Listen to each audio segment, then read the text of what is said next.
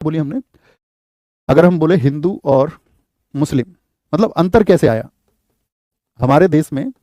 एक तो कॉमन सी बात यह है कि भाई धर्म अलग अलग हैं, मान्यताएं अलग अलग हैं, पूजा प्रथाएं, आपका जो भी आपका क्रियाकलाप हैं वो सब अलग अलग हैं, संस्कृति अलग अलग है ना, उनके जो रीति रिवाज हैं वो अलग अलग हैं। एक तो ये डिफरेंस है। दूसरी चीज, ये तो सब जानती है धर्म है, ये कोई अंतर थोड़ी होगा, धर्म थोड़ी अंतर करेगा, बताओ। अच्छा एक बात बताओ, हमारे देश में जैन है या नहीं है? जैन है या नहीं है हमारे देश में? तो धर्म तो अंतर नहीं पैदा करता। तो जितने भी हमारे देश में हिंदू हैं, तो क्या उनके मन में वही विचार हैं जैनों के लिए भी जो मुस्लिमों के लिए हैं? क्या बौद्धों के लिए भी वही विचार हैं? क्या हमारे देश में रह रहे ईसाई या सिखों के लिए भी वही विचार हैं उनके, या जो किसी धर्म को नहीं मानते उनके लिए भी वही विचार हैं क्या उनके? तो आप कहोगे, तो आप बड़ा थोड़ा ठंडे मस्तिष्क से सोचें, तो आप कहोगे नहीं, यानी कि धर्म तो कारण नहीं है। अगर धर्म इसका कारण होता तो इसका मतलब था कि फिर तो सभी धर्मों के लिए आपकी ऐसी मानसिकताएं होती। समझ पा रहे हैं मैं क्या कह रहा हूं? तो आप कहेंगे हाँ धर्म तो कारण नहीं है, तो सिर्फ धर्म तो नहीं कह सकते। तो अच्छा फिर रीजन क्या है? पहला रीजन, पहला रीजन उसको समझे। हमारे देश में मुस्लिम आक्रमणकारी आए, मुस्लिम आक्रमणकारी हमारे देश में आए, आक्रमणकारी, आप कहोगे हाँ आए हमारे देश में।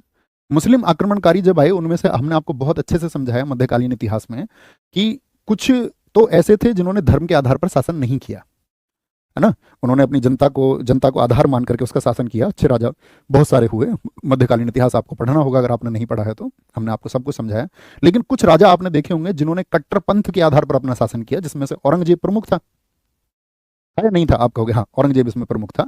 अब उस तरह की दलीलें मत देना कि औरंगजेब ने तो किसी मंदिर को चंदा दे दिया था, और औरंगजेब के समय तो आपका हिंदू बहुत सारे सेनापति भी थे। तो वो बात अलग है, वो अपने प्रयोग के लिए और जिस टेरिटरी को मिलाते थे तो वहां के लोगों को, वहां की सेनाओं को वो इस्तेमाल करते थे, हर कोई करता था।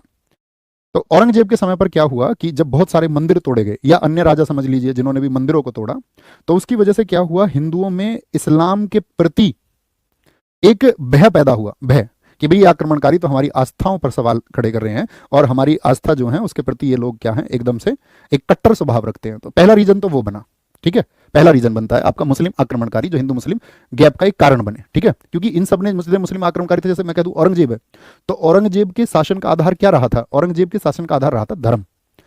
उसने प्रशासनिक आधार पर या जरूरत के आधार पर, या देश में उस समय लोगों को किस तरह की आवश्यकताओं की जरूरत है उसके आधार पर शासन नहीं किया, उसका शासन सिर्फ और सिर्फ धर्म के आधार पर था। दूसरी चीज क्या बोलेंगे मुस्लिम आक्रमणकारियों के बाद में? दूसरी चीज क्या बोल सकते हैं?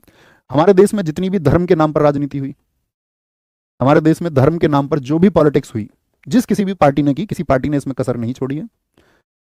धर्म के नाम पर जो राजनीति हमारे देश में हुई है, जैसे मान के चलो अंग्रेजों ने भी की, फूट डालो और राज करो, डिवाइड एंड रूल, इनको अलग अलग बांट दो। अंग्रेजों ने बहुत सारे धड़ विकसित किए ना हमारे देश में, एक तो हिंदू मुसलमान के बीच पैदा किया, एक आपका हमारे देश में ब्राह्मण और दलित के बीच में एक जो खाई है वो पैदा की, ठीक है, उन सबको भी हम समझेंगे धीरे धीरे।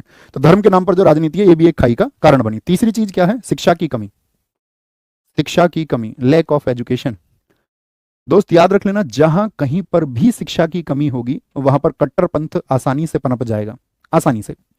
और कट्टरपंथ जहां पनपेगा उसका कारण आप देखोगे, एक आपका अगर बोले शिक्षा की कमी बोल दें, या हम बोल दें कि गलत इतिहास की इंटरप्रेट कर दें हम, यानी कि गलत इतिहास पुट कर दें आपके सामने। जैसे कि आप देखते होगे आपका मीडिया है, मीडिया या सोशल मीडिया, इसका काम क्या है? बहुत जगह अफवाह फैलती है नहीं फैलाती? मीडिया या सोशल मीडिया, मीडिया या सोशल मीडिया बहुत जगह गलत अफवाह फैलाने के लिए काम करती है या नहीं करती? बताओ जरा। आप कहोगे ये तो सूचना के लिए इनका काम था कि भाई सूचना दें, लेकिन अब तो तुम देखते होगे न्यूज चैनल की डिबेट्स होती हैं, है ना, कोई पार्टी किसी पक्ष में है, कोई पार्टी किसी पक्ष में है। तो मेरा आपसे प्रश्न है कि सोशल मीडिया ये क्या हिंदू मुस्लिम या धर्मों के बीच में अंतर पैदा करने के लिए काम नहीं करता है? क्या उनको भड़काने का काम नहीं किया जाता, उनको इंस्टिगेट नहीं किया जाता है किसी एक पोस्ट के द्वारा, कि ऐसी पोस्ट कोई डाल दे जो किसी एक विशेष धर्म के समर्थन में हो और किसी दूसरे धर्म के खिलाफ हो, तो इंस्टिगेट किया जाता है, आपका यहाँ बहुत भड़काया जाता है। अच्छा सोशल मीडिया हो गया आपका। पांचवा बिंदु हम बोले कि एक विचार ये है, एक की संस्कृति दूसरे के लिए खतरा है, एक की संस्कृति दूसरे के लिए खतरा, दूसरे के लिए खतरा, एक की संस्कृति दूसरे के लिए खतरा है। ये विचार भी सबके मन में है कि किसी एक का कल्चर जो है वो दूसरे को नुकसान पहुंचाएगा। जैसे मान के चलो जो लोग प्रार्थना करते होंगे मंदिर जा करके, तो उनके विचार में तो वही लगता है ना कि जो हमको मिला है ना, तो वही सही है। अच्छा कोई व्यक्ति अगर जो मस्जिद जा रहा है तो उसको लेकर के क्या उसकी भावनाएं अच्छी होंगी? सभी लोगों की बात नहीं कर रहा हूं मैं, है ना। तो वो आप क्या बोलेंगे, नहीं ये एक अलग संस्कृति है, बहुत सारे लोग उसका सम्मान भी करते हैं, और बहुत सारे लोग क्या करते हैं, उसको अपोज करते हुए भी आपको दिखाई देंगे, विरोध करते हुए भी दिखाई देंगे। तो आप कहेंगे ये तो हुए रीजन्स, कारण, हिंदू मुस्लिम मुख्य कारण है। हिंदू मुस्लिम खाई के मुख्य कारण क्या है? तो आप कहोगे भैया फिर सॉल्यूशन क्या है? सॉल्यूशन इसी में है, ढूंढ लीजिए सॉल्यूशन। अगर हम आपसे बात करें कि सॉल्यूशन क्या होगा, तो सॉल्यूशन क्या होगा?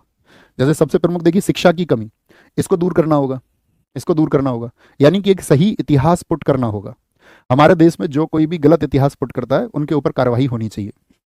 कार्रवाई, कार्रवाई से मतलब है आपका सरकार को देखना चाहिए कि भाई ये जो इन्होंने बयान दिया है, कहीं ये धार्मिक भावनाओं को आहत करने वाला तो नहीं है किसी को? क्या इससे किसी भी विशेष धर्म की धार्मिक भावनाएं आहत तो नहीं होती हैं? तो उसके लिए फिर एक्शंस होने चाहिए कि भाई आप किसी भी धर्म के किसी भी व्यक्ति के लिए जो आपका मान के चलो मान्यताएं हैं या किसी की श्रद्धा है उसमें, तो उसको गलत ना बोलें। आप उसको माने ना माने ये आपका विचार है, ठीक है, अपोजिट कर दो इसको एकदम से। तो मीडिया, सोशल मीडिया, इस पर जो भी चीज है आपका, आप ये नहीं कह सकती गवर्नमेंट की गवर्नमेंट रोक नहीं लगा सकती। अब जैसे सरकार ने जितना भी मान के चलो पाकिस्तान के न्यूज चैनल थे तो अभी बैन कर दिए थे सारे, या नहीं? पाकिस्तान की न्यूज किसी हिंदुस्तानी को नहीं दिखनी चाहिए कि वहां के न्यूज चैनल क्या दिखा रहे हैं। हमारे न्यूज चैनल वाले कुछ भी दिखा दें बेशक से, तो अभी हुआ था ना, यानी कि गवर्नमेंट बैन कर सकती है। इतनी बात तो आप भी समझते हो कि सरकार चाहे तो फिल्टर कर सकती है, सरकार चाहे तो उसके लिए प्रोटोकॉल बना करके उस पर रोकथाम लगा सकती है। किसके हाथ में होगा? ये गवर्नमेंट के हाथ में होगा आपका, उसके लिए वो लॉ बना सकती है। पर उसमें बहुत सारे लोग होते हैं फिर कि मूल अधिकारों का हनन होगा, नहीं। जब देश की सुरक्षा की बात आती है तो देश की सुरक्षा के लिए हमेशा कोर्ट भी सही डिसीजन के पक्ष में होता है कि हाँ ये चीज देश के लिए जरूरी है। नेशन इज फर्स्ट, देश को सबसे पहले चुनना ही होगा, ठीक है। दूसरी चीज, क्या मुझे पांचवें फैक्ट को देखिए, क्या एक की संस्कृति दूसरे के लिए खतरा होती है? क्या आपकी जो मान्यताएं हैं ये बिल्कुल ऐसे ही है जैसे मान के चलिए कि आप किसी को पूजते हैं, आपका पड़ोसी किसी और की पूजा करता हो, तो क्या वह आपके लिए खतरा है? या हम सबको एक दूसरे की जो धार्मिक भावनाएं हैं उनका सम्मान करना चाहिए? मतलब सही तरीका क्या है? टिपिकल होकर नहीं सोचना है, किसी एक पक्ष में होकर के नहीं सोचना है, एकदम से न्यूट्रल होकर सोचना है। हिंदू और मुसलमान होकर सोचोगे तो फिर कुछ मतलब सोच ही नहीं पाओगे। बताएंगे तो क्या एक दूसरे के लिए नुकसान पहुंचाते हैं? आप कहेंगे नहीं, वो उनकी अपनी मान्यता है, उनको बाई बर्थ मिला है, आपको भी बाई बर्थ मिला है, मुझे भी बाई बर्थ मिला है, हम सबको बाई बर्थ जन्म से मिला है, ठीक है, जन्म से। तो आप बोलेंगे भैया ये भी खतरा नहीं है। धर्म के नाम पर जो राजनीति होती है, इसको तो तुम भली भांति समझते होगे, पढ़े लिखे बच्चे हैं, कि किसी चीज को इंटरप्रेट कैसे किया जाता है अपने एक वोट को हासिल करने के लिए, ठीक है। सभी पार्टीज करती हैं, ऐसा नहीं कि कोई पार्टी आप विशेष को बोल देंगे नहीं यही पार्टी करती है दूसरी नहीं करती। हर एक पार्टी कहीं ना कहीं किसी ना किसी आपका पक्ष में अंदर उनके वो जीवित है वो विचारधारा। मुस्लिम आक्रमणकारी इसमें बयान नहीं, इसको चेंज नहीं कर सकते, ठीक है। अब ऐसा नहीं हो सकता कि भैया हिंदू आक्रमणकारी पैदा हो जाएं और इन सब चीजों को नष्ट कर दें। जैसा कि हमारे देश में एक कथन आता है, बहुत सारे लोग ये कहते हैं, मैंने देखा है कि इस देश से मुसलमानों को भगा दो। क्या ये पॉसिबल है? मतलब या ये मैं बोलिए कि तार्किक बात भी है, ये ऐसा हो सकता है? क्या ये पॉसिबल, संभव है क्या ये? या मान के चलो अमेरिका ये कहने लगे कल को यहाँ पर जितने भी हिंदू हैं उन सबको भगा दो यहाँ से, या दुनिया के जो देश हैं वो कुछ कहने लगे, मतलब ये तो फिर तो हिटलर वाली बात हुई ना कि यहूदियों को पकड़ो और उनको मारो, है ना। और फिर यहूदी कहीं एक जगह पे जाके इकट्ठा हो जाएं और फिर एक नया इजराइल बन जाए और फिर युद्ध निरंतर चलते रहें, तो वो एक सॉल्यूशन है क्या? तो आप कहेंगे नहीं, बिल्कुल सॉल्यूशन नहीं है, ठीक है। तो समझ पा रहे हैं आप, तो हिंदू मुस्लिम जो खाई पैदा हुई उसके पीछे एक कारण थे, और इसका सॉल्यूशन होगा सिर्फ और सिर्फ समावेशी सोच।